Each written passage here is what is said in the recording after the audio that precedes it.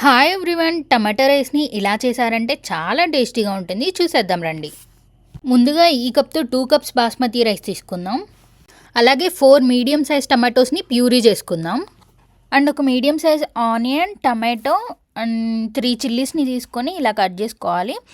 And నేను ఇక్కడ చూపిస్తున్న స్పైసెస్ అన్నిటిని కూడా తీసుకొని సైడ్ పెట్టుకోవాలి. అలాగే నేను ఇక్కడ ఇన్స్టాపాట్లో వేస్తున్నానండి. మన స్పైసెస్ అన్నీ 1 by 1 యాడ్ చేసుకోవాలి. అండ్ మీరు ఇక్కడ ఆనియన్స్ వేసి కొంచెం సాల్ట్ యాడ్ చేసుకొని ఫ్రై చేసుకోండి. తర్వాత నేను ఇక్కడ జింజర్ గార్లిక్ పేస్ట్ వేయడం మర్చిపోయానండి. నేను ఇక్కడ టమాటో ప్యూరీ యాడ్ చేసిన తర్వాత యాడ్ చేశాను.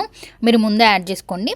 టమాటో ప్యూరీ కొంచెం థిక్గా అయిన తర్వాత మనం ఆల్రెడీ కట్ చేసి పెట్టుకున్న టమాటోస్ని కూడా వేసేసి పసుపు అలాగే 1 టీ స్పూన్ కారం కూడా యాడ్ చేసి ఇలా గ్రేవీ థిక్గా అయిన తర్వాత మనం ఆల్రెడీ సోక్ చేసి పెట్టుకున్న బాస్మతి రైస్ని యాడ్ చేసి 1 కప్ రైస్కి 1.5 కప్ వాటర్ యాడ్ చేశానండి. అలాగే కొంచెం గరం మసాలా అండ్ కొత్తిమీరని కూడా యాడ్ చేసి మిక్స్ చేసేసుకొని ఇక్కడ ప్రెషర్ కుక్ మోడ్ సెలెక్ట్ చేసుకొని కీప్ వామ్ తీసేసి స్టార్ట్ చేసేసాను.